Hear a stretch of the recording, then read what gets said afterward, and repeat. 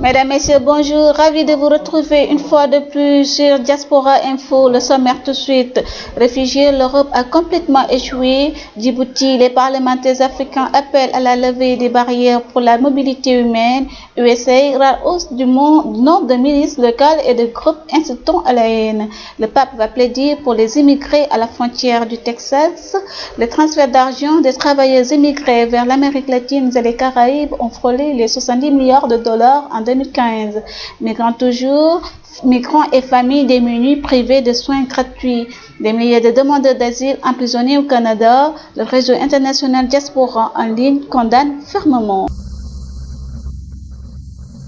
Nous le disions à titre, le haut-commissaire des Nations Unies pour les réfugiés, Filippo Grandi, juge dans un entretien à la presse allemande que l'Europe a complètement échoué dans la gestion de l'accueil des migrants qui frappent à sa porte et enjoint-lui de se ressaisir.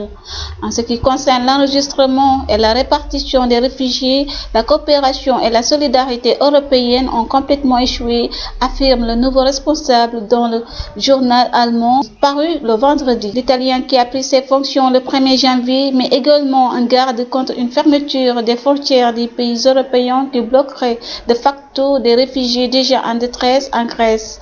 Notre crainte, c'est que la fermeture des frontières nationales en Europe conduise à ce que des centaines de milliers de réfugiés restent en Grèce, selon les extraits de l'entretien diffusé jeudi soir.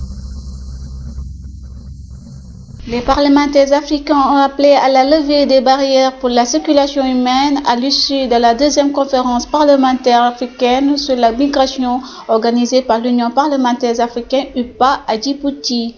Les législateurs du continent ont appelé récemment via un communiqué à sauvegarder les droits des migrants à l'étranger et à combattre toutes les formes de discrimination, d'intolérance et de racisme envers les migrants. Les parlementaires ont jugé indispensable de redéfinir les politiques migratoires cohérentes, justes et applicables, accordant plus d'attention et d'écoute aux migrants en prenant en compte leurs expériences dans l'élaboration de ces politiques.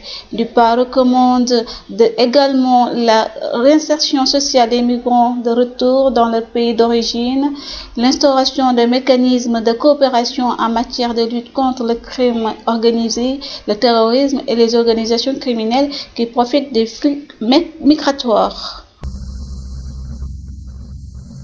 Puis l'information nous amène aux États-Unis où le nombre de groupes incitant à la haine raciale et de milices antigouvernementales a augmenté pour la première fois depuis plusieurs années en 2015.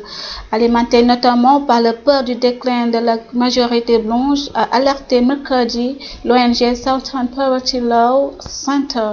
Selon cette organisation qui documente depuis le début des années 70 les violences raciales et communautaires aux États-Unis, le nombre de groupes incitant à la haine envers les minorités noires, hispaniques, juives ou musulmanes et les homosexuels est passé de 784 à 892 de 2014 à 2015. Poussé par l'augmentation du nombre de chapitres du Ku Klux Klan des partisans de la suprématie blanche, il s'agit surtout de la première augmentation du nombre de ces groupes depuis 2011, alors qu'un pic de 1018 organisations avait été recensé. Et puis l'Église éclaire le chemin des immigrés. En effet, le Saint-Père doit plaider mercredi pour la sécurité et l'accueil des immigrés sur le continent américain dans une visite très symbolique à Ciudad Juárez, le long du grillage qui sépare le Mexique du Texas, où il célébrera une messe transfrontalière inédite. Au dernier jour de sa tournée triomphale au Mexique, où plusieurs millions de fidèles l'ont accompagné le long des routes et dans les stades, George Bergoglio a tenu à venir se recueillir devant le grillage qui sépare Ciudad Juárez d'El Paso le long de la frontière du Rio Grande. Il célébrera une messe qui sera suivie des deux côtés de ce grillage. L'estrade où le pape officiera étant à quelques dizaines de mètres seulement, des Américains, des Mexicains, des immigrés latinos qui vivent des deux côtés de la frontière pourront participer à cette célébration. Les transferts d'argent des travailleurs immigrés vers l'Amérique latine et les Caraïbes ont atteint 68,3 milliards de dollars en 2015, selon les conclusions d'un rapport rendu public mardi à Washington. D'après cette enquête réalisée par le think tank USA Inter-American Dialogue, basé dans la capitale fédérale américaine, ce montant dépasse de loin les 64,5 milliards de dollars enregistrés en 2008. Les auteurs du rapport attribuent cette hausse particulièrement au nombre grandissant des immigrés en provenance de ces parties du monde, à la dévaluation des monnaies régionales et aux opportunités économiques croissantes, notamment aux États-Unis. Alors que des milliers de réfugiés syriens sont accueillis à bras ouverts au Canada, d'autres demandeurs d'asile reçoivent un accueil bien différent. Chaque année, l'Agence des services frontaliers du Canada emprisonne plus de 4000 demandeurs d'asile, dont des centaines d'enfants. L'Organisation des Nations Unies demande au Canada de changer cette façon de faire parce qu'elle est souvent contraire au droit international. Pascaline, un nom fictif pour protéger son identité, a fui la République démocratique du Congo où elle a dit craindre pour sa vie, mais au Canada, elle n'a pas reçu l'accueil prévu. On m'a dit, tu es en état d'arrestation, tu vas aller attendre à la détention là-bas, à Laval.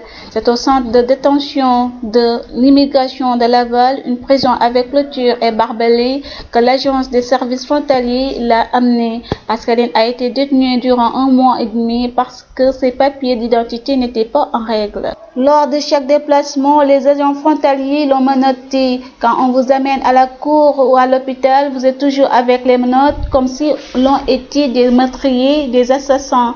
C'était vraiment humiliant, dit-elle. Pourtant, on nous avait dit qu'on allait là-bas seulement pour attendre nos documents.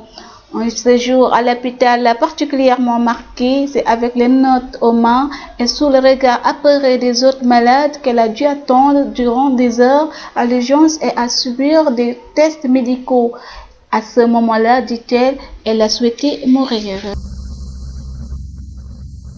Mesdames, Messieurs, c'est tout pour aujourd'hui. Un grand merci à Tikaom, notre partenaire. Veuillez consulter sa page Facebook. Et pour ceux qui sont sur place, nous le conseillons de le faire un tour par là-bas. Prenez soin de vous. Vous aviez à la réalisation Seydina Boubacar Sow, à la présentation Amindiata. À la prochaine. Merci.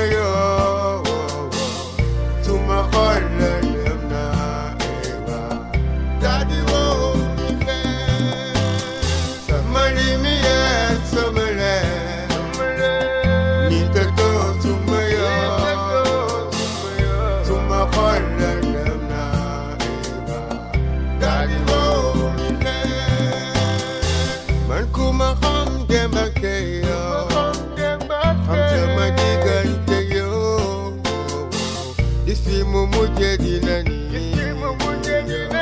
li de bet.